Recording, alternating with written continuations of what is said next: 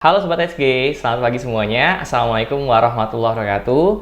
Salam kenal semuanya. Perkenalkan, nama kakak Hadi Septian, biasa dipanggil Kak Hadi, kakak tentor mata pelajaran kimia dan juga TPS subkognitif dari SG. Nah, biasanya kalau kakak ngajarnya itu di wilayah 2 ya, di Depok Timur, kemudian di Depok 2, sama di Nusantara.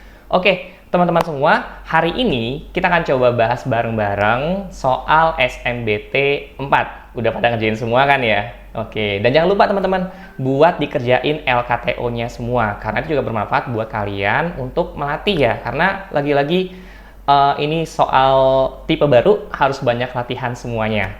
Oke, langsung aja ya teman-teman, langsung kita mulai pengerjaan soalnya. Nah, tapi untuk sekarang kita coba mulai dari nomor 11 sampai nomor 20 terlebih dahulu.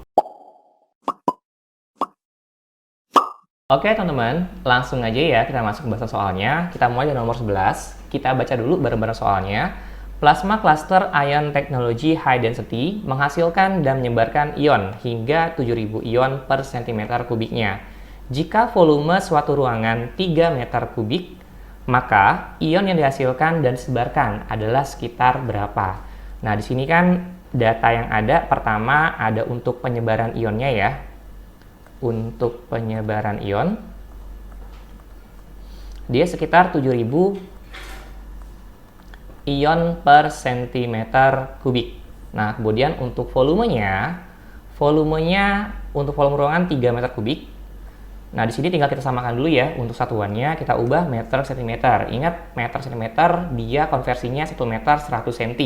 Tapi karena kubik berarti konversinya 3 dikali 10 pangkat, bukan 2 jadinya, 2 kali 3, 6 cm kubik. Nah, sehingga jika ditanya berapa jumlah ionnya, jumlah ion berarti kan tinggal kita kalikan saja ya, 7000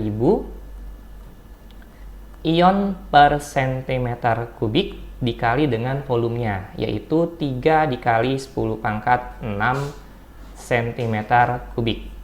Maka di sini 7 kali 3, 21. Kemudian ini kakak ubah ya. 1000-nya jadi 10 pangkat 3, lalu dikali dengan 10 pangkat 6 juga. Nah, berarti tinggal ditambahin pangkatnya. 3 tambah 6 jadinya 9 ya, eksponen. 21 dikali 10 pangkat 9 ion. Nah, maka jawabannya untuk nomor 11 adalah yang delta. Bagaimana? Bisa dipahami teman-teman? Tinggal dikali aja ya. Kalian juga bisa pakai analisis dimensi dalam menjawab soalnya. Nah, kemudian nomor 12, kita masuk nomor 12 sekarang. Air purifier dilengkapi dengan kipas dan filter yang cukup efektif untuk mengubah udara ruangan yang kotor menjadi lebih bersih.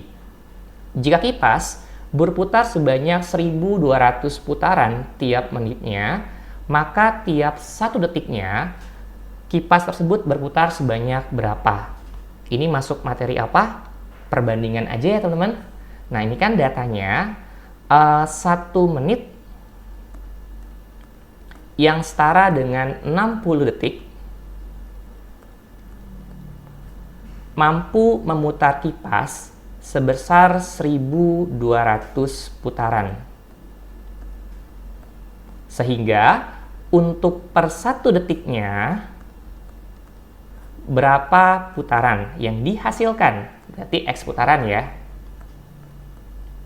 Nah, ini pakai perbandingan senilai aja teman-teman. Berarti 60 per 1 sama dengan 1200 dibagi dengan X.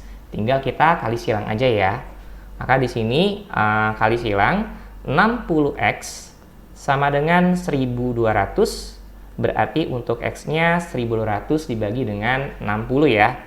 1200 dibagi dengan 60. Ini coret.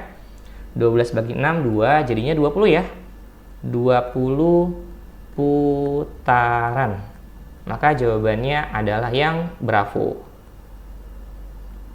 Oke, nomor 12 bagaimana? Bisa dipahami teman-teman? Harusnya sama ya jawabannya ya. Oke, kita masuk ke soal berikutnya. Nomor 13. Pada nomor 13, perhatikan beberapa pernyataan berikut ini. Ini ada 4 pernyataan. Pertanyaannya adalah pernyataan yang sesuai dengan infografik dan paragraf di atas adalah kalimat nomor berapa? Otomatis kita harus cek satu persatu ya dari pernyataan yang pertama. Pernyataan pertama menyebutkan bahwa air purifier menghasilkan partikel polusi udara yang berbahaya bagi kesehatan dibandingkan dengan polusi dari luar. Kalau secara logika pasti salah gitu kan, karena ini kan air purifier harusnya apa? Buat memurnikan udara ya, jadi harusnya salah nih. Tapi biar lebih yakin, kita coba cek paragrafnya. Nah, untuk paragraf di sini, untuk teksnya bisa kita lihat. Nah, ini ya. Alat penjernih udara atau air purifier bisa membantu mengurangi polusi dalam ruangan. Alat ini dilengkapi dengan kipas dan filter yang cukup efektif untuk mengubah udara yang kotor menjadi lebih bersih, gitu ya. Maka di sini pernyataan yang nomor 1 itu salah. Jadi harusnya mengubah udara kotor menjadi bersih.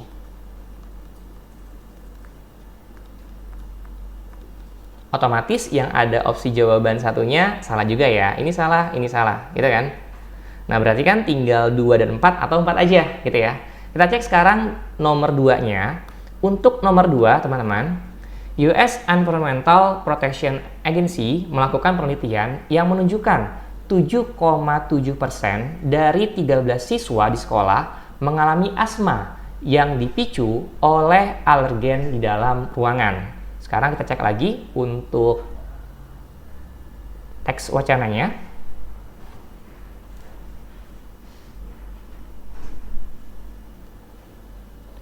Nah, di sini berdasarkan paragraf pertama nih, teman-teman. Studi ini mengemukakan 1 dari 13 siswa di sekolah mengalami asma yang dipicu oleh alergen di dalam ruangan. Nah, ini 1 dari 13 siswa ya. Berarti kita coba hitung persentasenya untuk nomor 2. Yang pertama, terus nomor 2. 1 dari 13 siswa. Nah, ini mengalami asma.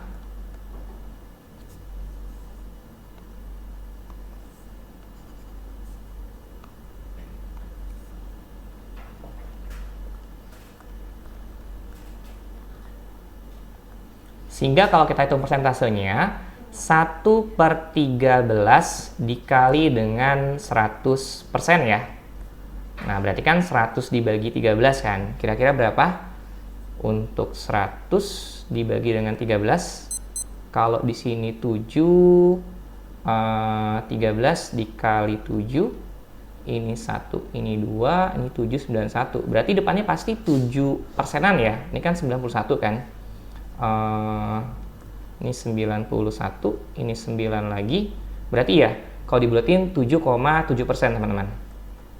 Ini yang nomor 2. Otomatis karena nomor 1 salah, nomor 2-nya benar, jawabannya pasti 2 dan 4. Jadi 4-nya nggak perlu kita cek ya untuk menghemat waktu.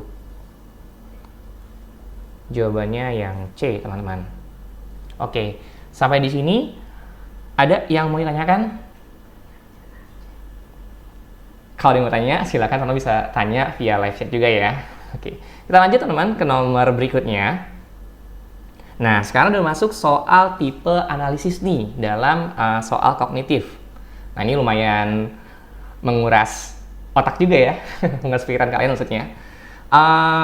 Ini teks untuk soal nomor 14 sampai 16. Perhatikan keterangan berikut ini.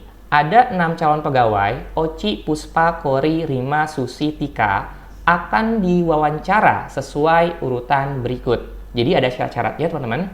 Syarat yang pertama, Kori akan diwawancarai pada urutan keempat atau terakhir.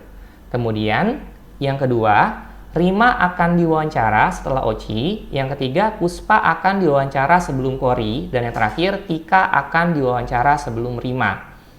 Nomor 14, manakah dari pernyataan berikut yang salah? Otomatis harus kita cek dulu ya jawabannya satu persatu dan kita bisa eliminasi kemungkinan mana yang salahnya. Nah, kita cek dulu ya untuk opsi jawabannya. Untuk opsi jawaban yang A, Tika akan diwawancara pada urutan ke-6. Kita buat dulu sekarang. Urutan pertama, kemudian urutan yang ke-6. Urutan yang ke-6 di sini Tika. Sekarang kita coba cek dari prasyaratnya ya teman-teman. Nah, yang berhubungan dengan Tika ada di prasyarat yang nomor 4. Tika akan diwawancara sebelum Rima. Otomatis, kira-kira bertentangan teman-teman? Bertentangan, karena kan Tika harus diwawancara sebelum Rima. Maka nggak mungkin Tika yang paling akhir, karena setelah Tika itu masih ada Rima. Karena cuma 6 doang di sini ya, nggak sampai 7 gitu kan. Jadi otomatis ini bertentangan dengan syaratnya. Maka nomor A itu langsung salah teman-teman. Ini ya, karena Tika sebelum Rima. Jadi nggak mungkin. Kita masuk ke nomor berikutnya.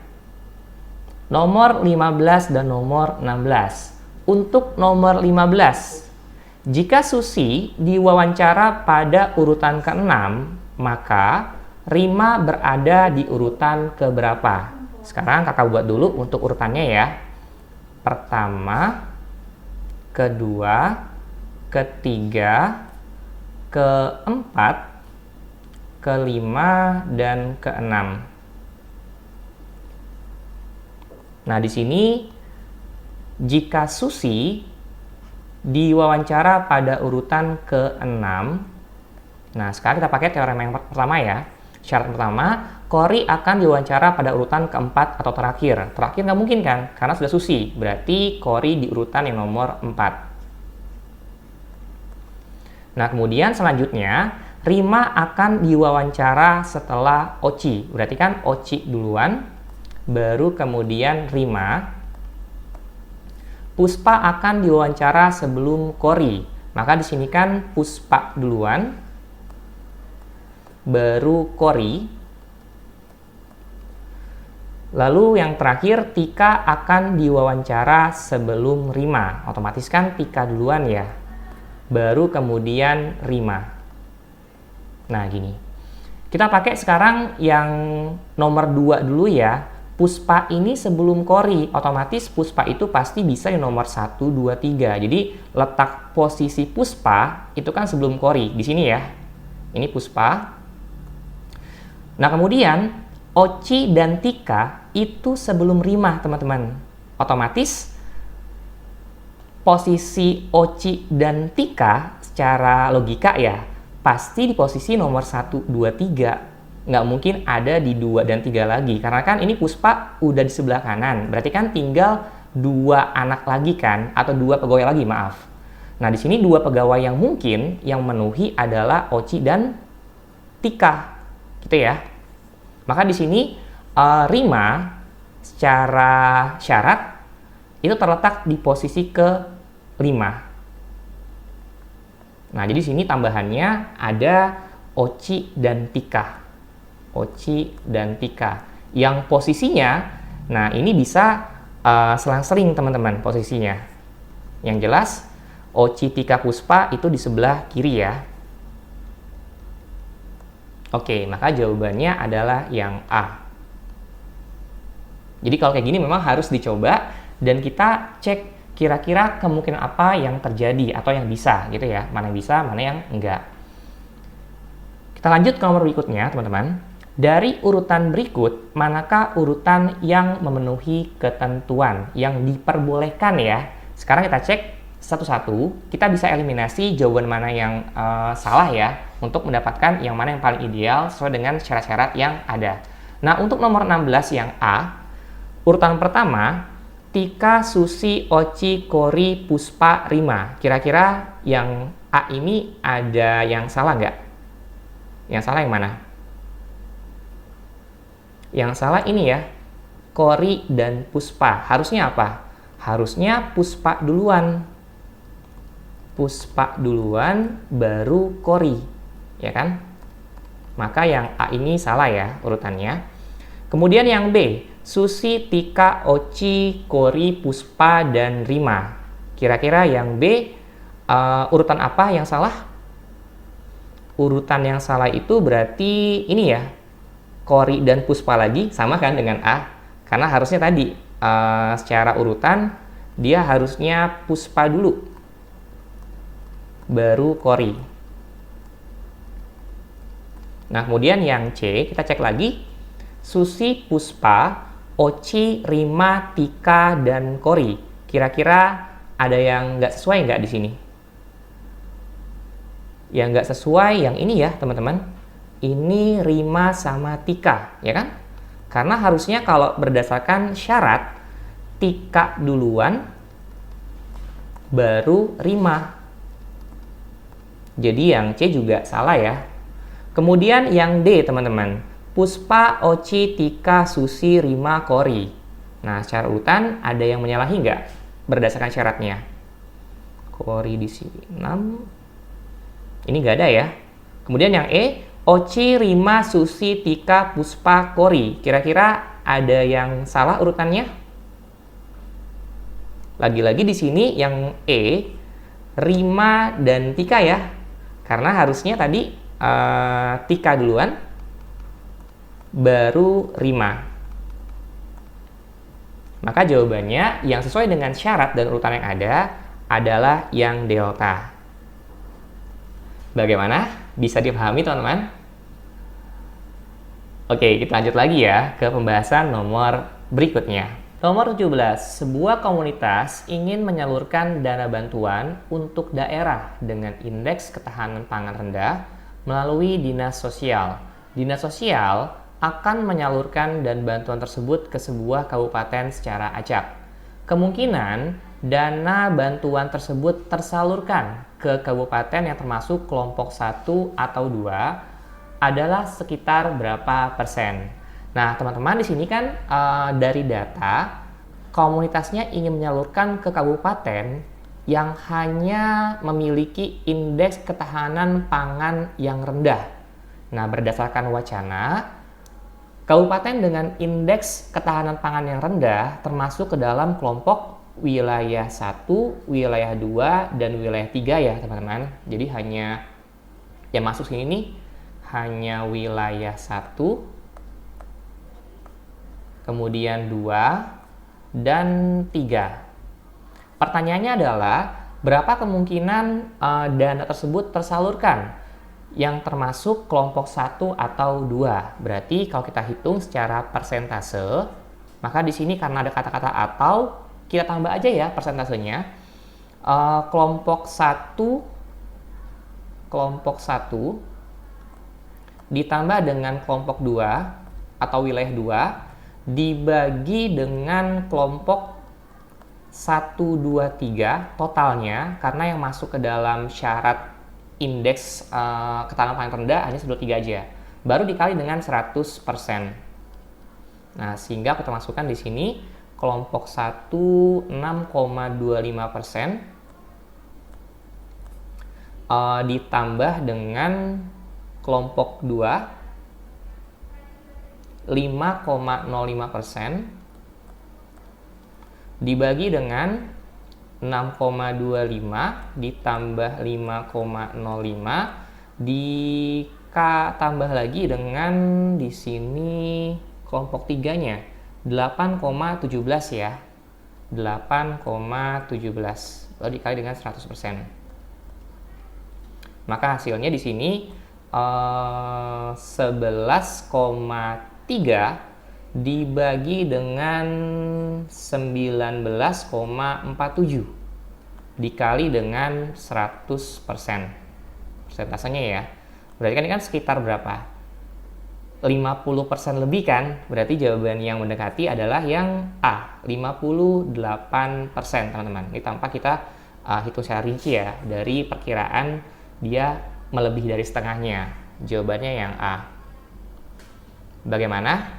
Bisa dipahami teman-teman sampai sini? Teman-teman, kita lanjut lagi ya ke nomor berikutnya. Sekarang kita masuk ke nomor 18. Masih dalam wacana yang sama. Badan Ketahanan Pangan akan memilih satu kabupaten percontohan untuk kegiatan sosialisasi ketahanan pangan nasional.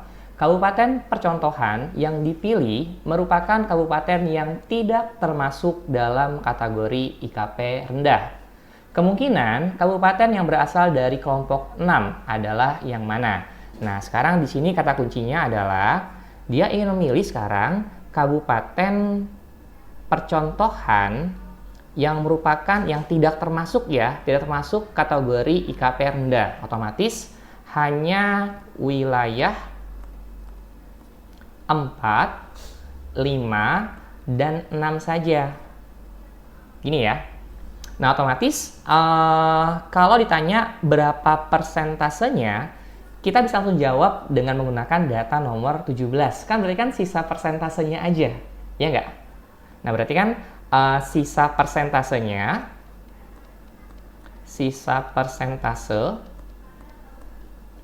sama dengan 100% dikurang 58%. Maka jawabannya 42%. Nah, di sini kita cari yang mendekati ya, karena kan kita pakai pembulatan angka. Maka jawabannya adalah yang C, teman-teman. Nah, yang ini. Kalau pakai perhitungan manual, itu sama pengerjaannya. Jadi, persentase kelompok 6-nya aja, yang tadi sebesar berapa tuh kelompok 6? 36,3%. Sorry, 36,3. Nah, ini langsung teman-teman dibagi dengan data kelompok 4, 5, 6 ya. Tadi yang 4 itu 11,3 ditambah 32,93, kemudian ditambah 36,3. Nah, baru dikali dengan 100%. Nah, ini jawabannya sama ya, jadi mendekati 42%, teman-teman. Oke, bagaimana sampai soal nomor 15? Semoga bisa dipahami ya. Sekarang kita lanjut ke nomor berikutnya, teman-teman. Kita masuk sekarang ke soal untuk nomor 19 dan 20 yang berasal dari wacana berikut. Penyerapan kafein. Dilansir dari laman American Academy of Sleep Medicine, kafein dapat bertahan di dalam sistem tubuh bervariasi untuk setiap individunya. Rata-rata kafein akan bertahan hingga 5 sampai dengan 10 jam sejak pertama kali masuk ke dalam aliran darah. Seorang siswa memesan beberapa cangkir kopi untuk menemaninya belajar menghadapi ujian. Tubuh siswa tersebut memiliki kemampuan untuk mengolah dan mereduksi kafein dalam tubuhnya sehingga setelah 1 jam hanya tersisa 60% saja.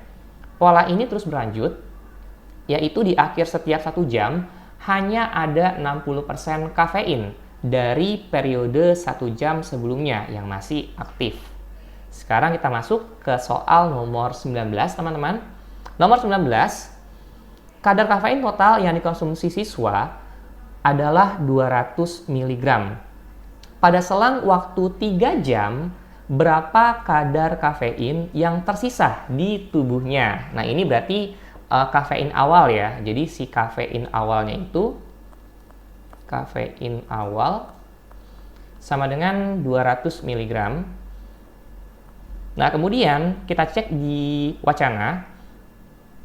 Berdasarkan wacana, didapatkan informasi bahwa setiap 1 jam hanya tersisa 60% kafein dari periode 1 jam sebelumnya, teman-teman. Nah, di sini kan 3 jam ya, otomatis pasti perkaliannya dia 3 kali lipat ya. Berarti kalau dihitung berapa sisanya atau kadar kafein sisa, tinggal kita kalikan saja si 200 mg ini dengan 60% atau 0,6. Tapi di sini pangkatnya 3 ya. Kenapa pangkat 3, Kak? Karena kan dia selama 3 jam, teman-teman. Ini menyatakan 3 jam ya. Nah, gini. Nah, ini kalau dihitung, kurang lebih perhitungannya sekitar 43,2 mg.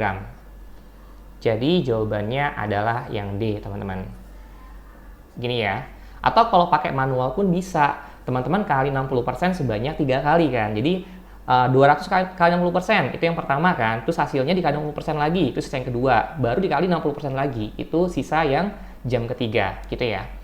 Kemudian nomor 20, teman-teman. Siswa tersebut dapat mengkonsumsi kafein kembali jika kadar kafein di tubuhnya kurang dari 5 mg. Jadi dia boleh konsumsi lagi kalau kurang dari 5 mg. Apabila ia mengkonsumsi 100 mg kafein pada pukul 14.00, berapakah ia dapat kembali? Pada jam berapakah ia dapat kembali mengkonsumsi kopi? Nah, untuk nomor 20, kita bisa hitung secara manual ya, berarti di sini pada saat pukul 14.00 ia mengkonsumsi kafein sebesar 100 mg. Ini kafein ya, kadar kafeinnya. Berarti pada pukul 15.00 sisa kafeinnya berapa? 100 mg dikali dengan 60% ya, dikali 60%. Ini sama dengan 60 mg. Kemudian selang 1 jam berikutnya, pada pukul 16.00, maka di sini sisa kafein di pukul 3 sorenya, si 60 mg, kita kalikan lagi dengan 60%. Ini berarti 60 dikali 0,6 jadinya 36 mg. Kita lakukan terus sampai dia kadarnya itu di bawah 5 mg ya. Ini perhitungan secara manual, berarti kalau pada pukul 17.00 ini 36 mg dikali dengan 60%. Ini berarti sekitar berapa nih? Sekitar 21,6 mg. Nah, kemudian pada pukul 18.00 21,6 mg dikali dengan 60%. Ini hitungannya 12,96 mg. Kemudian pada pukul 19, kadar kafeinnya 12,96 dikali dengan 60%. Ini sekitar 7,7 mg. Nah, berarti pada pukul 20 nih, teman-teman. Kadar kafeinnya 7,7 mg dikali dengan 60%. Ini sekitar 4,6 mg. Nah, jadi dia sudah boleh mengkonsumsi kopi kembali pada saat jam 20.00. Karena pada jam ini kadar kafeinnya di bawah 5 mg ya. Oke, bagaimana teman-teman sampai nomor 20? Semoga bisa dipahami ya pembahasan dari kakak. Oke teman-teman, kita sudah sampai nomor 20, nomor terakhir dari soal kognitif ya. Untuk nomor 1 sampai dengan 10-nya, teman-teman jangan lupa kerjain juga ya di LKTO-nya. Dan jangan lupa buat nanti dikumpulin. Dan jangan lupa pula buat subscribe channel dari Bimbel Salemba Group. Sampai ketemu di pertemuan yang lain. Selamat pagi semuanya. Wassalamualaikum warahmatullahi wabarakatuh. Dadah!